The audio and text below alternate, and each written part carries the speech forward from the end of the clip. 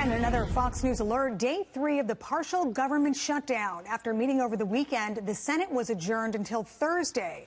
Majority Leader Mitch McConnell urging some level of compromise. The president, from whom we will need a signature, and Senate Democrats, from whom we will need votes, reach an agreement. No procedural votes, no test votes, just a meaningful vote on a bipartisan agreement whenever that is reached. And it's my hope that it's reached sooner rather than later. Our Ellison Barber is at the White House tracking all of this. And Ellison, is the White House still saying they must have that $5 billion for border security or no deal?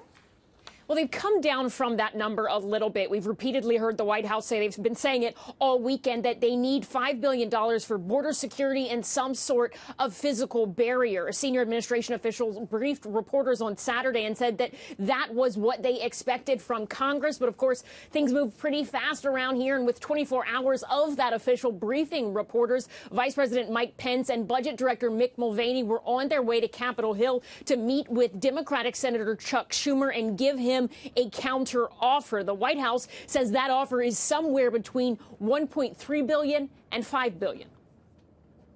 The ball is in the Senate's court. Of course, keep in mind, any bill that comes out of the Senate on this topic will have to have 60 votes, so they'll have to have Democrat support. They are at 1.3 yesterday. We were at $5 billion a couple of days ago. We moved off of the 5. We hope they move up from their 1.3.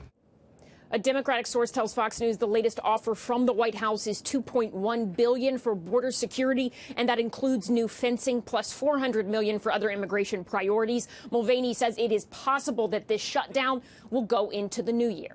Anita? Okay, and when the White House says they want a physical barrier, we've seen the president tweet out photos of sort of something with slats.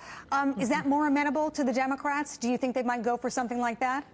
Yeah, well, we've heard back and forth this idea that really everything is a game of semantics when it comes to this particular fight, that the White House, the president says he needs a wall, that Democrats don't want a wall, but now the White House says it's really more so a steel slat barrier. They're calling it a fence, a physical barrier. The president tweeted this photo last week, and the White House describes it as a steel slatted fence. They say this is what they want to build, and that they have told the Democrats this is exactly what they want to build. The White House claims that Democrats have supported this sort of thing in the past with the Secure Fence Act, that at best they are playing a game of semantics and saying they won't agree to a wall, but don't consider the steel slats to be a, quote, wall at worst. The White House says this is all about politics for Democrats. The president tweeting this morning, quote, virtually every Democrat we are dealing with today strongly supported a border wall or fence. It was only when I made it an important part of my campaign because people and drugs were pouring into our country unchecked that they turned against it. Desperately needed. Democrats, of course, say this is all about politics for the president and that he is throwing a temper tantrum